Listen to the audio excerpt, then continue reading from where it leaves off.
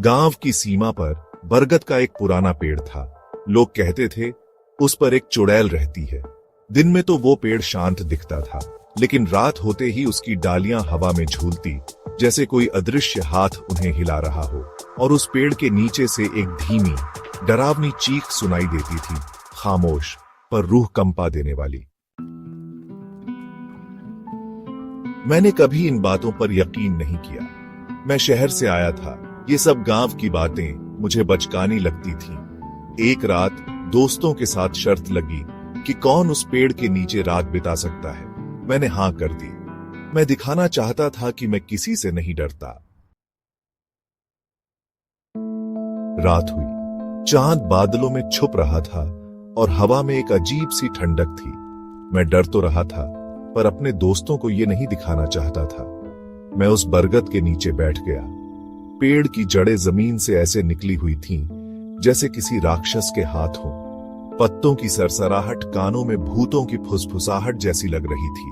अचानक हवा तेज हो गई, पेड़ की डालियां पागलों की तरह झूलने लगी, और फिर मैंने वो सुना, एक चीख, इतनी धीमी, इतनी खामोश कि लगा जैसे कोई अपने अंदर ही दर्द को दबा रहा हो।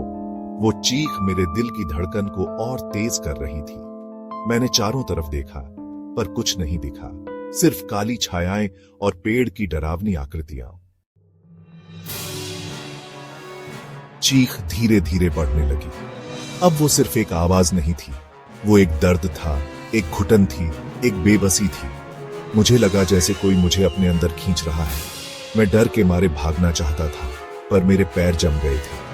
और फिर मैंने वो देखा, पेड़ की एक डाल पर एक सफेद आकृति, धुंधली सी, पर इतनी डरावनी कि मैं आज भी उसका चेहरा नहीं भूल पाता।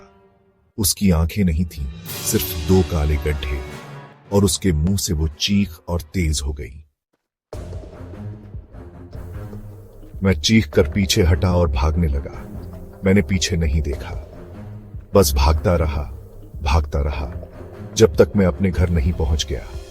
आज भी जब मैं उस गांव के पास से गुजरता हूं, तो मुझे वो चीख सुनाई देती है, और वो सफेद आकृति मेरी आंखों के सामने आ जाती है।